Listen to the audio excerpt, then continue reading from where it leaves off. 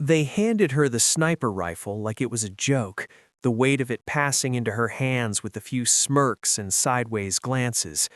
The range was busy, wind flags snapping lazily, instructors calling out distances while experienced shooters settled into routines they trusted.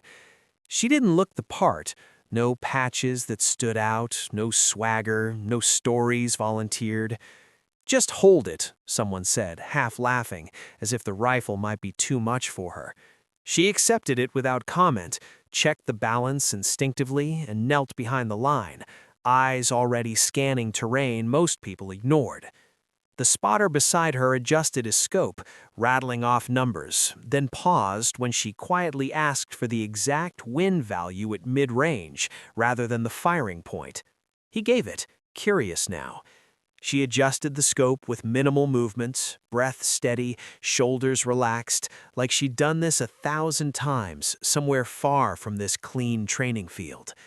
The range officer called for a cold line, targets rising in the distance, small, unforgiving silhouettes barely visible against the heat shimmer. She settled in. No rush, no wasted motion. The rifle cracked once. The sound echoed and died. The spotter leaned into his scope automatically, ready to call corrections, then froze. He checked again, blinking hard, then reached up and slowly removed his headset.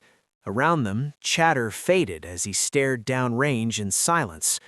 "Impact?" someone asked. He didn't answer. He adjusted magnification, tracing the impossible line of the shot, then finally looked at her with something close to disbelief. Dead center, at a distance the range rarely even used. No warm-up, no correction, just precision. She lifted her head calmly, already clearing the weapon, eyes still distant, like part of her hadn't come back yet. A senior instructor stepped forward, studied the data, then looked at her forearm as her sleeve shifted, revealing old scars in the faint outline of a trident worn smooth with time. Understanding settled over the range like a held breath. They hadn't handed her a rifle to hold. They had handed it to someone who had lived behind glass and steel, where one shot mattered more than words, and the spotter knew it the moment he took off his headset. Every great mystery deserves an audience. If you loved this one, hit subscribe, like the video, and share it with your friends. Join the growing family of thriller seekers.